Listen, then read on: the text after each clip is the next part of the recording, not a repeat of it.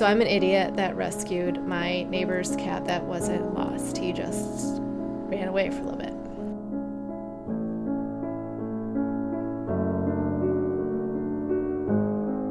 Whatever. Hi everybody, welcome to the show. Today is episode 121. I am having my my chest bubble esophagus thing today, so this is gonna be another low energy show. I'm sorry.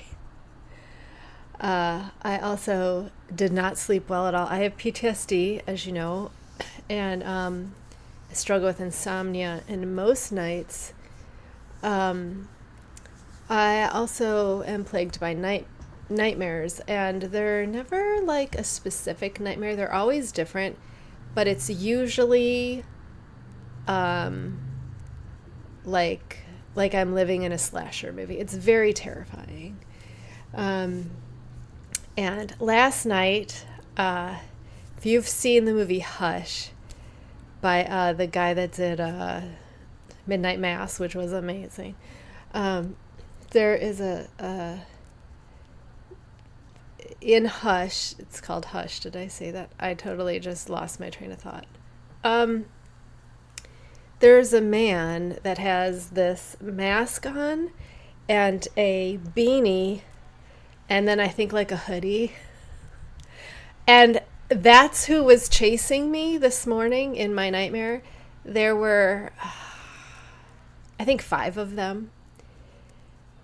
And they all looked the same, but they were holding machetes. It was absolutely terrifying. And the way my nightmares work is awesome.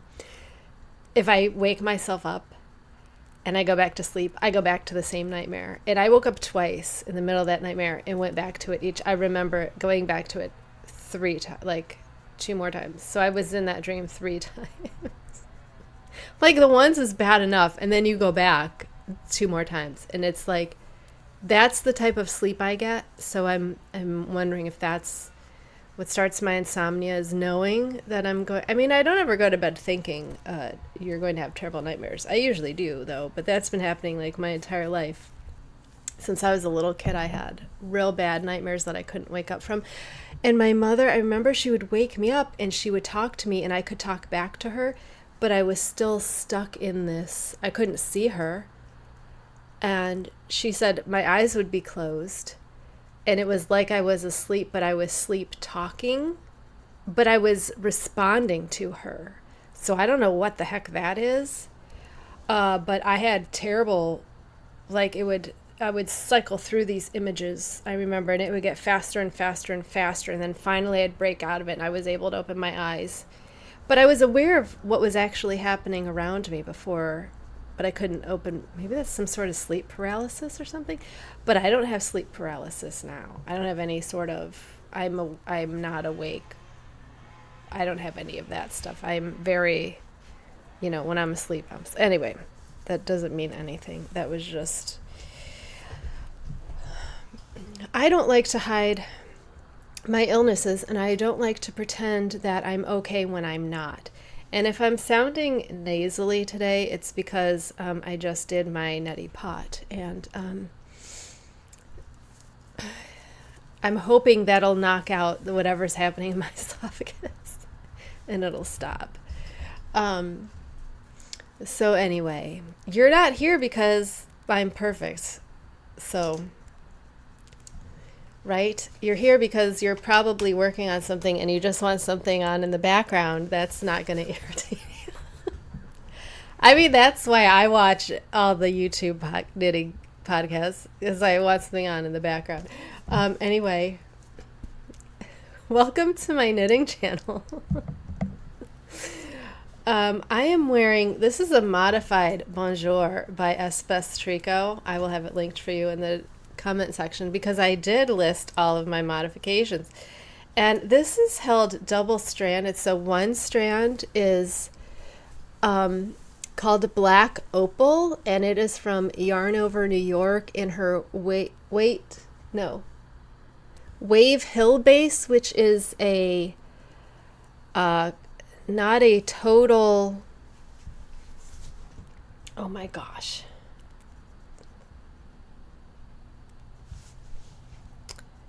Marled base. Tiger, they usually call it, is it, usually it's tigered or tiger something. Is that what I'm thinking of? I don't know. It's marled.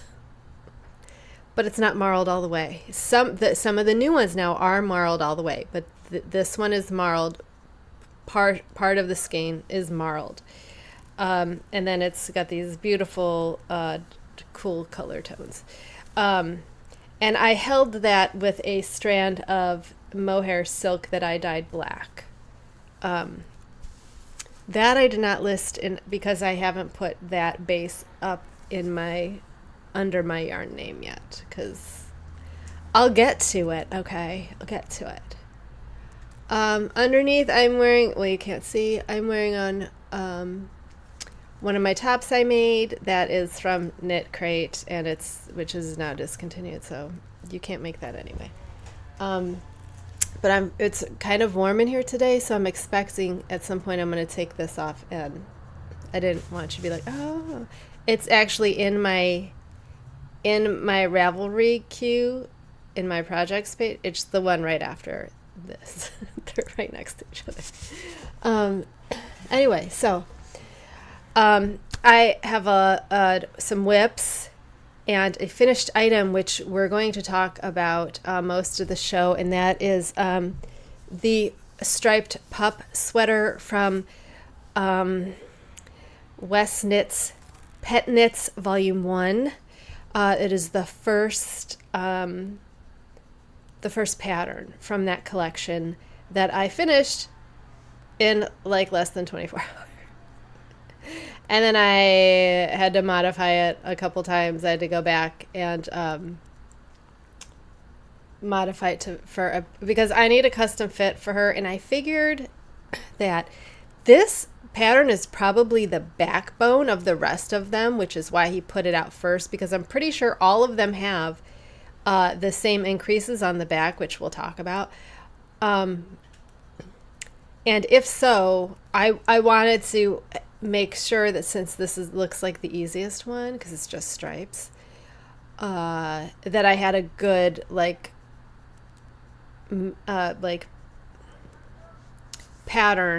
custom pattern to go off of for the future ones. So I have my stitch count right, I have my row count right, I know where to go, where to start each thing.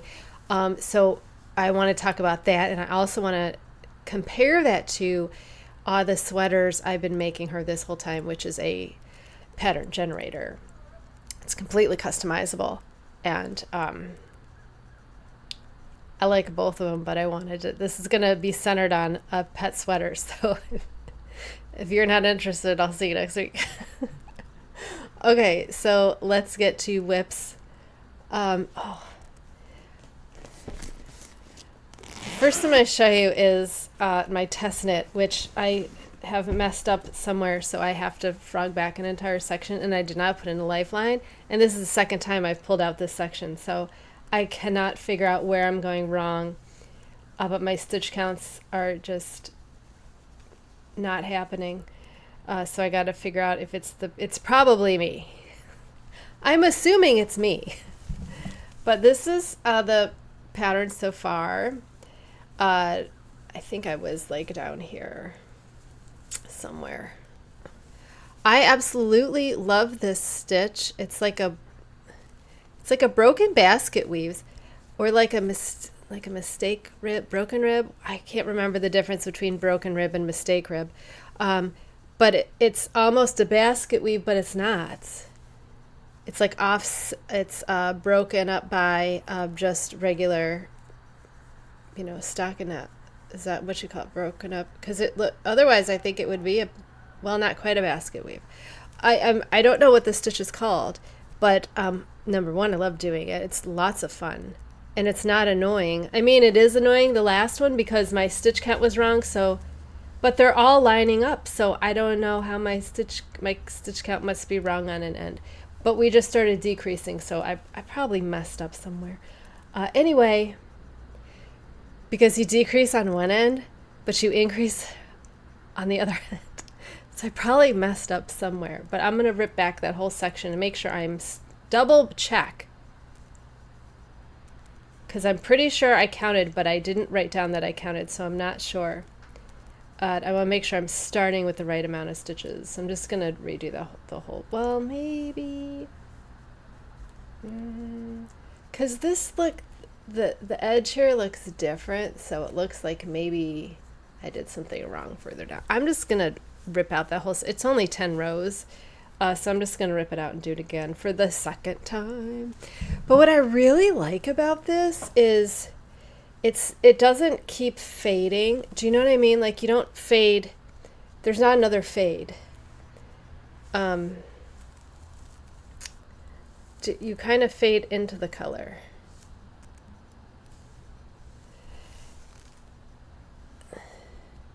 You fade here, right? Just the couple ones. And then you go, why do I think this is different than a regular fade? I don't remember. Oh, because here, you don't fade this where they're joined. When the two colors are joined, you don't fade that into the next plain color that's already in here, which I thought was neat. Also, I don't like fading. I also don't like color block, so this kind of gets like as a, what do you call it, compromise of both of them, and it looks neat. So I've already started the fade with the next color, but it's right on the end and it's so dark you're probably not going to see it anyway. Anyway, I have some of this green left, so I'm thinking Lola might get a sweater out of these colors, because I have quite a bit of the first green left over. Oh no, I'm in the zipper. Okay. So I'm hoping I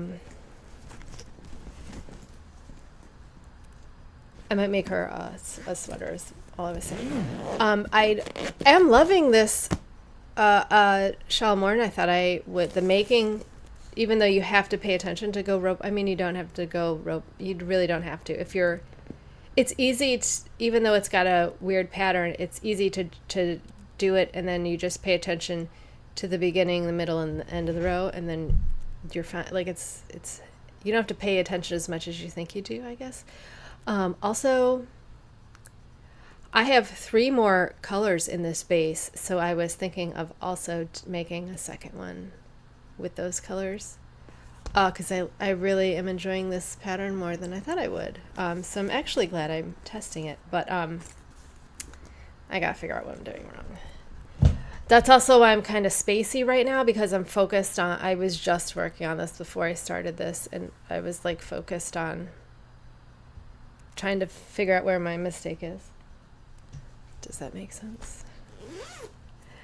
My other whip is this top that I have barely been working on, because I've been working on, I did the sweater and the dog sweater, and then I've been working on the test knit, but I did get some of this done, so I'm sure these just take forever sometimes. Sometimes they just do. They take forever. I still can't believe how pink this is way pinker than I thought it was going to be, and since it's cotton, oh, I forgot to grab, I still have someone else's. This is not Valley Yarns. This is a completely different base. Anyway, still have this going, which, I mean, it'll be done by the end of the month. It's not a big deal. I also am still working on the double layer sport hat, but I haven't picked it up this week because I've been so busy with everything else. So we're going to talk today about my finished item, which is the Westknits Petknits Volume 1 Striped Pup Sweater. And I told you I showed you last week the yarns I was going to use, and I'm going to show you Lola with it on before I take it off, and we'll talk about it, because she looks so cute. Can I pick you up? You're such a good girl. So this is, I'm going to show the back. And it fits her very well. very well. You're so pretty. She hates cameras, and she hates having her picture taken. You look so pretty, Lovely. Lola's 13. Are you okay? Can I have her sweater? Okay. She's also shedding, so there's just her fur everywhere. So, first thing I want to talk about. So the most before I want to compare and contrast, I have not set up how I wanted to talk about this. I just know I wanted to compare both of the dog sweaters because I make a lot of dog sweaters. And since I'm going to be getting another Chihuahua, as I keep saying, I'm going to be making more dog sweaters. So I want to talk about this dog sweater first in particular. First of all, Lola is in between two of the sizes. Her neck size is a size 1, but then the size 2 chest, she's in between the 1 and 2 for the chest size. And for girls, I like to go as long in the belly as I can, where for boys, I like to stop the ribbing to stop at the rib cage. So you have the full chest, and then once you hit the rib cage of the dog, you have that sharp uptake, of their, you have the chest, and then the belly goes up. So in order for male dogs not to pee on their sweaters, I like to come in right where this would be right in line with their rib cage. So that's something to think about if you're making this for a male dog. Otherwise, I was able to make this for Lola, and it worked very well. I'm not sure I would make this for a boy dog. I'm not sure I would, because the way this is constructed, do you see how this kind of goes like this, right? So like this part is, as it comes off the side of the body, it's coming off the ribs. It's coming farther down than the ribs, right? So I'm worried that you wouldn't be able to keep this at the ribs and still have this long enough for the butt, unless you kept going with short rows maybe, or maybe did some short rows. Yeah, you could do that. You could add some short rows here on these stripes. You could keep going. Maybe do another repeat and just do short rows of do one more set of stripes or 2 more set of stripes, and then do this. I did make one change. I made 2 changes to the pattern. The first one was the increases. The increases are made every row. So I had a hard time stacking them with the increase he wanted us to make, which was make one from below. Make one from below stacked. So when I came back around to make another, and this could have been my error because I am not good with the make one where you flip it from below. I mean, I watched his video on it and it shows the first round, but I'm pretty sure I watched all, and there was none of him coming around and doing again. I should watch that video again to make sure he didn't come around to show you how to stack them, because I could not get them to stack at all. So I did knit fronts and back, knit front and back instead. I did get the same pattern, the same type of, my colors are not so high contrast that you're going to see a big difference. But so there's this little horizontal bars, and I had to, I like the KFB as a decorative increase. I don't like it on shawls or anything that has to be really stretchy. So I don't think it's the best increase to use, and I plan on trying to use the increases that he called for, but I just was not able to do it. I just couldn't do it. I also, for the striping part, I got this very obvious where everything's pulled out. there's like a very obvious line down the front where they're like pulled apart. And I don't like that. I don't like how it looks. But I think the problem here is that it's super washable. I think that's the problem, because if I had done this in a non-super washable, I don't think I would have had half the problems I had with this. Another thing I changed is I did have to do some decreases on the belly. I did 4 decrease rows over 4 separate stripes. So 1, 2, 3, 4. I did 1 decrease on each set of 4 rows. I did it on I think the 3rd row.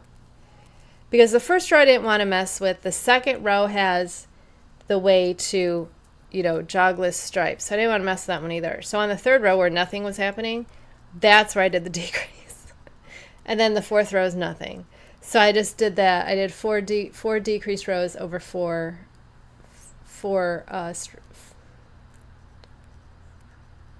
stripes. So it's 2 stripe repeats. Then for the very last part, I did 1 row even in the main color, and then I went down from I used a 4 on this. The pattern calls for 4.5. I used a 4. And the reason I did is because I used a 4 for this. So I used this as my gauge swatch, and I went off of these stitch counts to make this. And I'm so glad I made it so much easier. So when I got to this part, I wanted it to, where are you going, you weirdo? I wanted it to hug in more. So I went down 1 needle size. I did this ribbing with a 3.5. And I'm really glad I did. Which is what I do for her other sweaters. I do a 3.5 on the ribbing.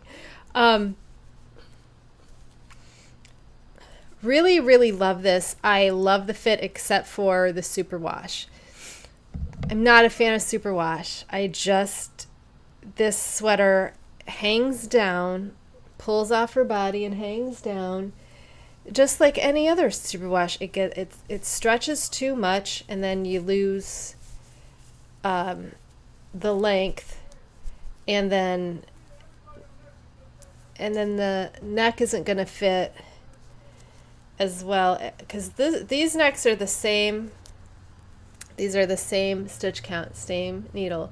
One is superwash and one is not. And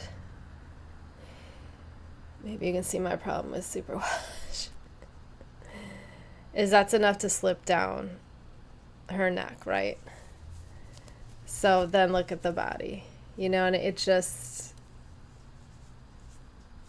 hate superwash. I hate it. So I have enough of this that I know there's a brioche one, and I was thinking of using it up for the brioche one, and then because I think these colors look fantastic together. I think it really came out just perfectly. I really, really like it. I'm just not entirely sure that I like the superwash.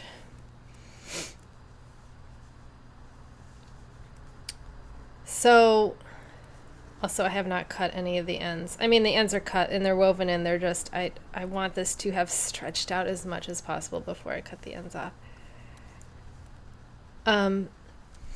She seems to like it. She wears whatever I want her to wear, so there's no issue of her not wearing it. She's always let me put sweaters on her, so I don't think it's a big deal. Okay, I have to take this off. I'm too hot. Sorry for the nude shoulders now. Actually, I don't think you guys care. So what I wanted to talk to you about is the differences in these two sweaters. Oh, also for here, I used the same armholes that I did in this, because the armholes that I couldn't get them to line up, because I think it all depends on how your dog is shaped. His dog because the way he does this is like a people sweater. You have extra that you put on waist yarn, and then you cast on some under. So you got like a people, you know, like a classic top-down people, right? You have your things, you put some on waist yarn, and then you cast on under the arm. That's how this is done. And the numbers just were not working for me. The placement was off for her body. Like I said, she's between the two sizes.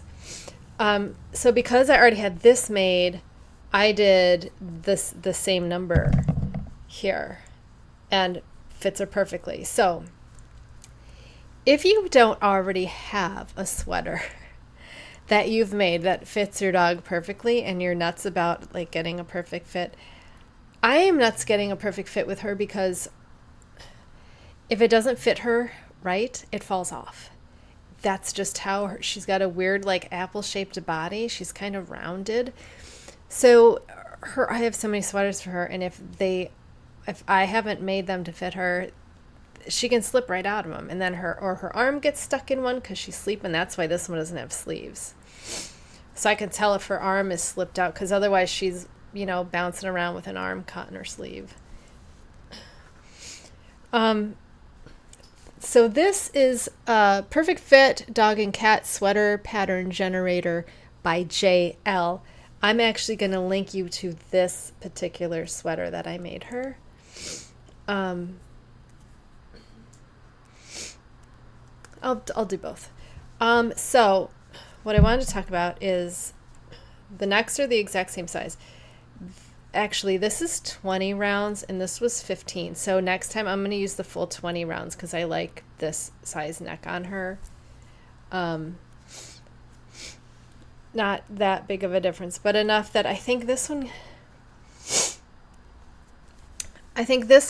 keeps it up on her better. So there really is no difference in the collar. The big difference comes in the increases.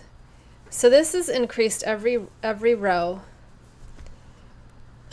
and this is increased every third row, I think. Oh wait, I have her pattern right here. Yes, every third row there are CDI, center double increase. So I increase CDI. So that's adding 2 CDI on both sides. So I'm doing 4 stitches, which is how you get this. I love this detail on the chest. So you're doing this row of double increases in between so I like to line these up with these 2 knit stitches, because you've got 2 knit stitches right here that go down. So I just like to add them up for continuity, so it looks good. So these are center double increases on both sides. So that's how you get up as fast. And this is every round 2 increases, I think. Yeah. So these are stacked, which I'm terrible at having them in this every other round. I like to have at least that one round of nothing happening so I can read my work. I am going to practice though before the why is my hair? You know what's wrong? Since I cut my hair, I have no idea how much product to put in it, and I've been putting way too much product. Because I put a leave-in conditioner, and then I put a serum, and then I put oil, a whipped butter. This actually took more rows to get to the main size. I don't know how many before the leg, but they are, I upped it so they were the same. So I got them at the same thing. I did put the legs on. I didn't put the legs on her other ones, like I said, so I can see. But then I ended up swapping this in for that because I already knew it fit her. Now the difference is here. Once I cast on for the underarms, I do this on 2 circulars, so I have a front and a back. I did this on 2 circulars also, because that's the only way I can start this small of a neck. So when I get down to the ribbing, I actually go down, this actually stops. So when this stocking net stops, I just leave them on the needle. And then I continue this side with decreases until I have like, I think it's like 8 or something. And then when I have whatever the thing is here, I switch to a 3.5 and I start doing this ribbing. And then when I come down here, I pick up along the side of it, and then I work off the needle for the belly, and then again pick up the same amount on the same side. So you have a multiple of 4 to do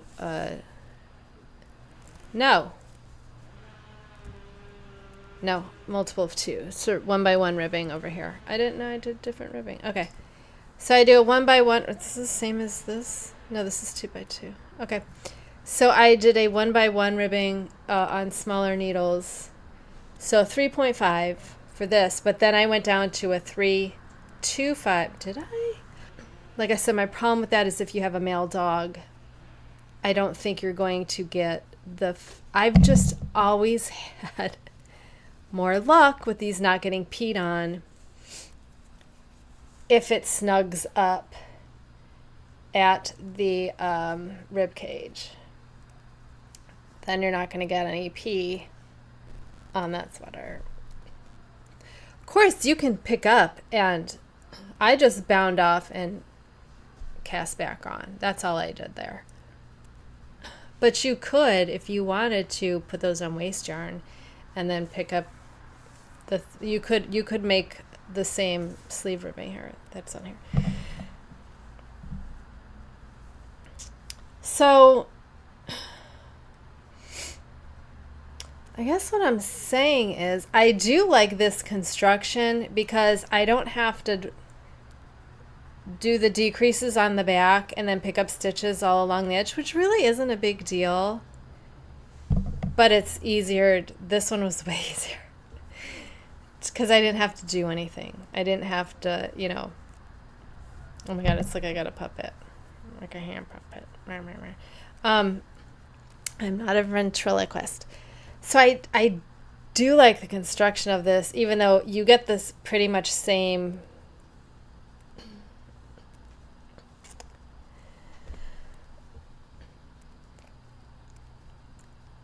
they're so similar. They're so similar that I can't say that I prefer one to the other. They're both easy to make. But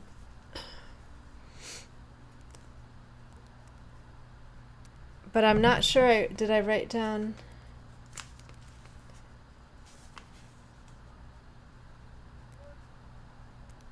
Oh, here's what I did. I totally lied about what I did. Okay, after I do the cast on for the sleeves, work even, then I go down to 375 needles. Oh, you know why? Because I didn't have 2 4s. So after here, after the first round, because I didn't want the armholes to be smaller.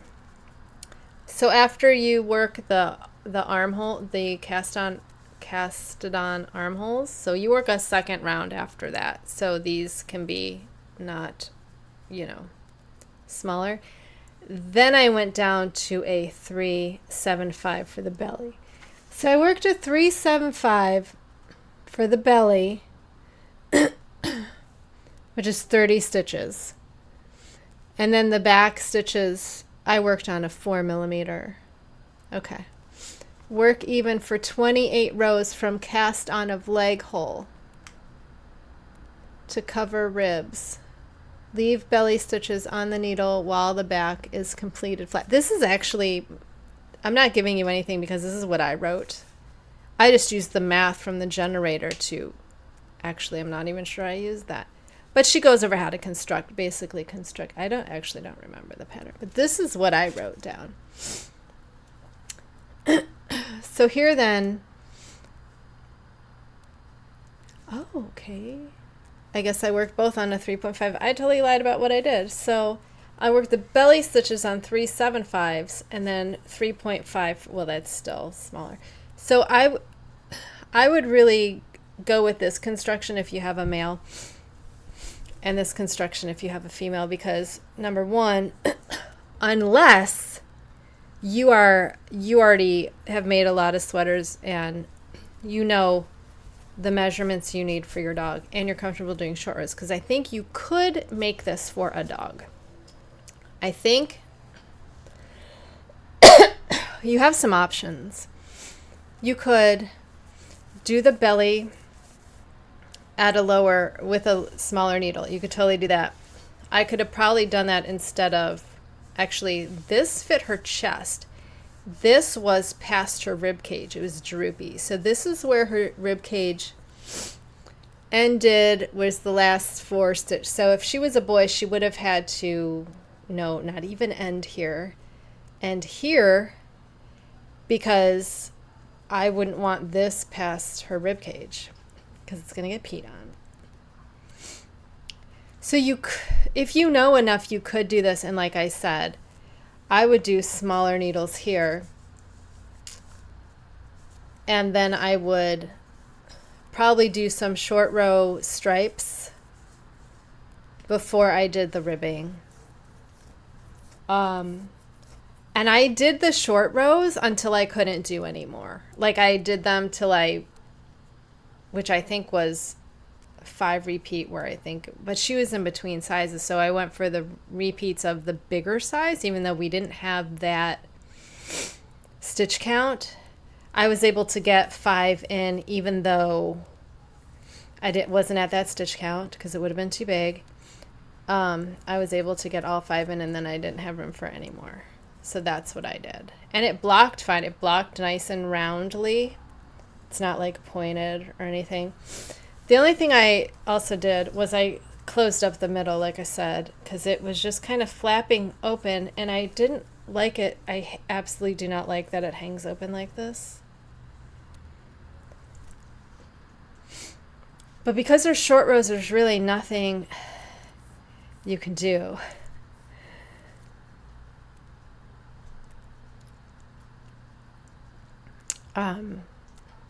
Because here, I'm pretty sure I decrease in this indent. I decrease here.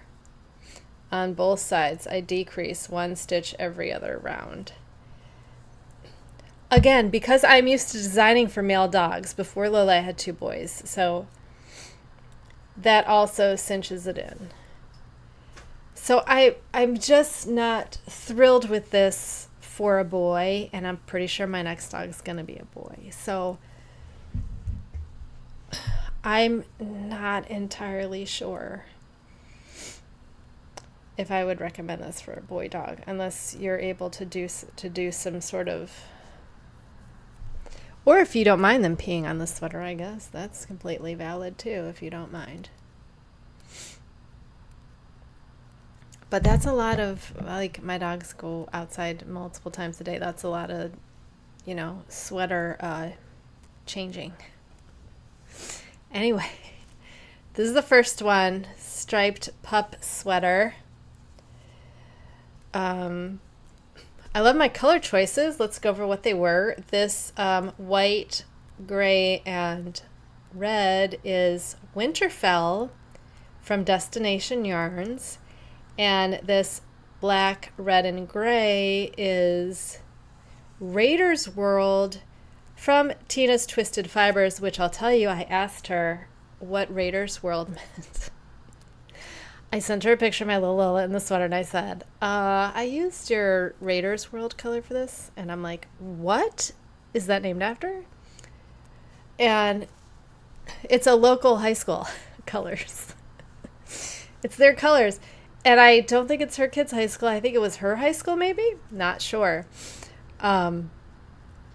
Or if it was made for, I don't know what, but those colors are screaming my name, of course, because it's got black in it. I didn't know if it was like a reference to something that I was completely unaware of. I'm like, is this like some like Discworld or Doctor Who or One of those fandoms I know nothing about because I, don't, am not part of them.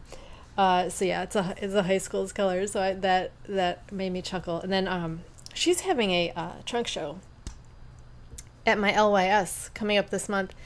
And I was like, I'm so excited for your trunk show. And she's like, well, it's spring colors, so they're mostly pastels. Because she knows so goth girl. I'm like, that's fine. I don't mind. I'm like, gray is pastel black. It's plus I like to support my friends, so I make gifts for people. I can always buy something as a gift. I have plenty of her colors that are pastel. I have her sage leaf and something else that I got for the LYS day to make Casapinkas, whatever shawl that was that I never made. Anyway, I buy colors that aren't black is all I'm saying. And I just like to support, indie dyers, especially one that has helped me so much.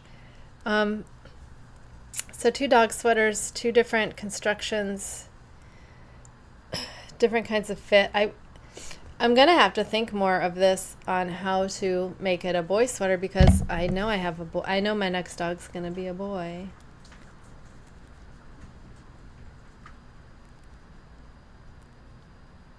I just really like the ribbing to be tight against their rib cage so it doesn't get beat on.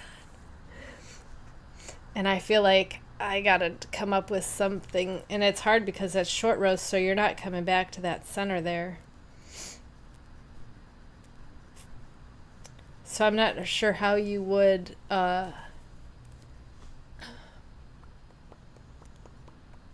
this one's easy because I can just take in at the side. So maybe I could always make this sweater with whatever pattern, stitch pattern is on this because it's the same amount of stitches. So you could totally do that.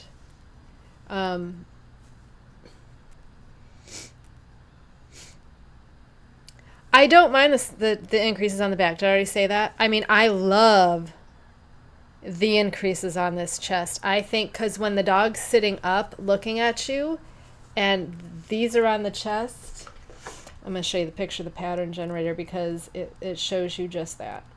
And what I love about this pattern generator, first of all, it's free. Second of all, it fits any dog and she tells you how to measure the dog. The only thing she doesn't do that Westknits does is gives you your own sizing. So if you don't have the dog in front of you to, make a custom fit, which is so hard to do because, even from their, the neck to the armhole is going to be different by breed. But it's so difficult. And then from their underarm to the rib cage, and then from the rib cage to the back. So he does give you actual sizes. If you wanted to just make someone's friend a dog sweater and you knew basically how big it was, you could make one that would probably fit. Like the ones you get in the store, how those sort of fit sometimes. So this, I think, would fit a boy, but you'd be short on the length in the back, which is typically how boy sweaters are, which irritates me, which is why I make them this way, so the boys can have their butts covered while, ending at the rib cage. For Lola, I go all the way down to her hip, to the end of her belly. So her whole belly's covered. You see this gorgeous dog. You can see how beautiful those increases just are gorgeous when you're looking at the dog. And this one has sleeves, obviously. But it's just so regal and just gorgeous. I really, really do love this pattern. I like them both for different reasons.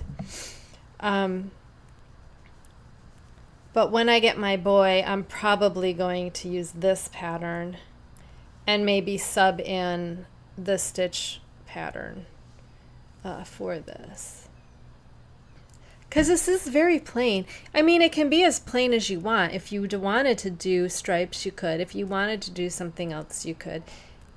Oh, he also gives you a harness hole in the back, which I don't do because she doesn't wear a harness. And if she did, I'd put it over the sweater, not under the sweater.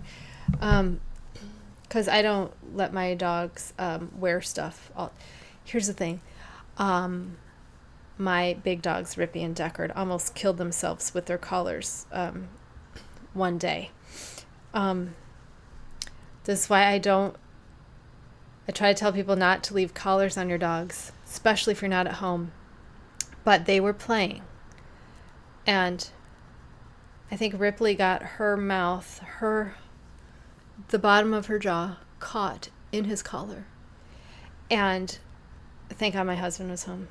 So she's freaking out because she's stuck to him. She's stuck with her chin against his neck in his collar. I mean, her teeth, it was over her canines. It was right through her mouth, flat up against his neck, and which caused him to start choking because his collar then was too tight, and I couldn't get the collar to unlatch. It was so terrifying. And thank God my husband was there, and my dog was so scared he pooped himself. Like, it was all over the wall. Like that's how close he came to dying. And one of my friends that fosters lost one of their fosters from putting it in a crate with a collar on, and they left, and the dog got himself hurt in the crate, got stuck in the crate with his collar, and he did not survive. So I implore you to get your dogs chipped and do not put collars on them when you are not able to supervise them. I know people are like, oh, but you need to have them collared all the time.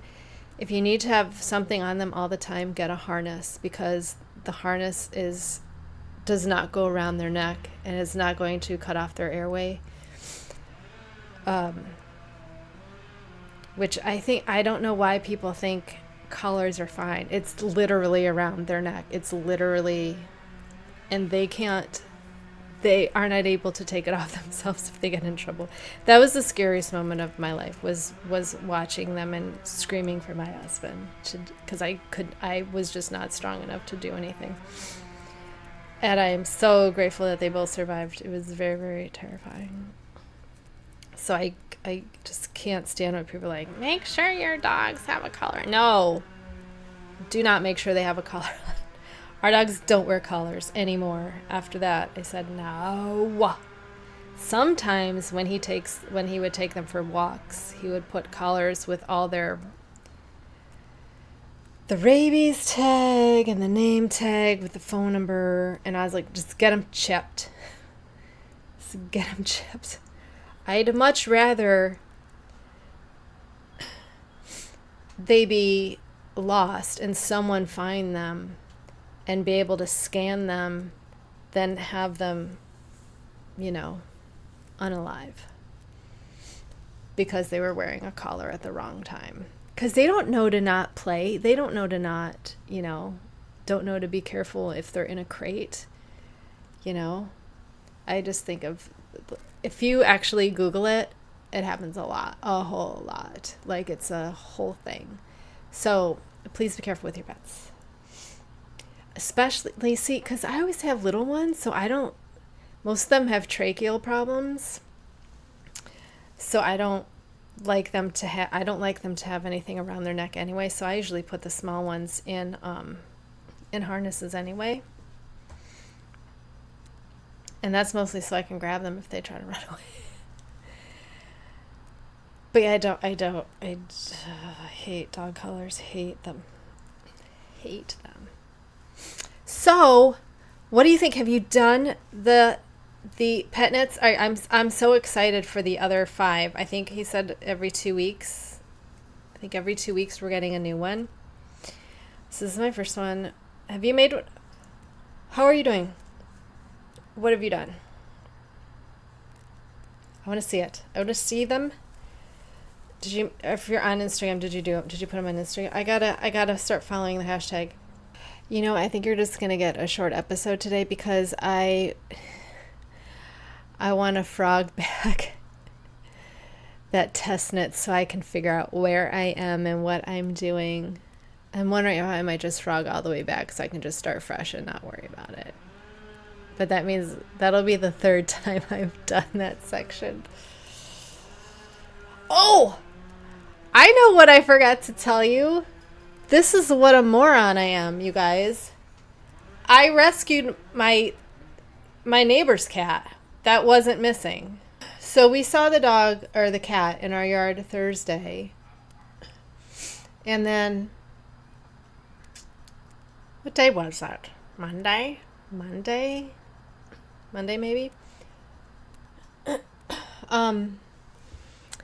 I saw the cat again in my neighbor's backyard all afternoon around the bird bath. There were no birds in the bath, but he was just like around this bird bath. I think he was drinking from it. Later that same day, he was in the front yard. And I'm like, you know, we live on a very busy street and we are 1 block from a very busy intersection. Like the busiest roads of my city converge right over here a block away, which is why you always hear like the ambulances, because it's where the highway is. It's a very, very busy intersection. Because like 1 block from that is the on-ramp to the interstate, not just like a route. It's an interstate. So lots of traffic. So I saw the cat and I'm like, oh, I don't want to get bit by a cat right now. That was my thing. I don't want to get bit by a cat. Then I'm going to have to go to the hospital, get antibiotics, because cat bites are real bad and your whole like arm will swell up and it's just bad. And I'm like, he did scratch me. Yeah, he scratched me right here. So I'm like, crap. But it's a really busy intersection. I'm like, if that was one of my cats, I would want someone to at least try. So I went out there and he was standing on a pile of rocks and I said, psst, psst. And he went, meow. And he came walking towards me and I'm like, damn it. Because if you psst, psst at a feral cat, it's running. It doesn't even, it does not want you getting close to it. And in fact, half the time, if it is a feral cat, you're never going to know it's there. You won't know it's there because typically they don't come out until nighttime and they're not going to be around humans if it's a true feral cat. So if you're seeing a cat and you pss, pss at it and it meows, that is someone's pet. That's what that means. And I'm like, oh, crap. So he comes over to me and he rubs against my leg. So I put my hand down on his head and I do this. And you know, when you pet a cat, they stick their butt up at the end. So you finish. And I just went swoop. And I picked him up and held him to my chest like this. And I went into the backyard to get through this door. But this door was locked because this door is always locked because I'm insane. So he opened the garage and he's like, what do you want me to do? And I'm like, open the sunroof door. So I see him chase Bree out and I'm holding the cat. And I'm like, the cat's starting to like, oh crap, this is where the dog that barks lives, right? Because he's been right out here while my dog has barked from in this room at him. And I'm like, no, kitty, don't go anywhere. So I see Bree go in and I see my husband come in and shut the door. So I opened the door and I threw the cat in. I didn't throw the cat in here. I let the cat in and then quickly came in and shut the door. Then I hear a low growling from under the futon. Tormund's in here. And now I smell like another cat. So when I try to grab him, this cat that normally will come to me and let me pick him up is hysterical and he's mad at me. And I'm like, shit. And at this point, I don't know that this cat is my neighbor's cat. So all of this crap happens. I think I got the cat back to its house at like 10:30 at night. And I'm not kidding you, 5 minutes later, one of the kids opens the door and the cat runs back out. And I'm like, he must be back at home because I have not seen him. But I'm like trying to stress, you need to keep this cat inside. Like, but I understand having a bunch of kids that don't have any idea how to, they're too young. They're just too young. The kids are very, very young. And I really felt for this woman having that many kids and, you know, just open the door, the cat runs out. And I'm like, I get it. But I'm like, next time I'll just tell him to go home. Next time I see him, I'll tell him to go home. I'm like, if I can catch him, I'll bring him back, but I'll just tell him to go. Now that I know it's... Anyway, the moral of the story is don't rescue cats that aren't in need of rescuing. Or does it mean... I don't think it means get to know your next door neighbors. No. I actually asked her if she had more cats, and she said, yeah, but they don't try to get outside. So anyway, that's me being a ridiculous. I'm not sorry, though, because what if he didn't have a home? Because I've posted other cats and never gotten a response from anybody that they were anybody's. One of them was B. And 2 others that are still feral. But those ones don't run away. Anyway, I'm going to get out of here because I am roasting. It is so hot in here.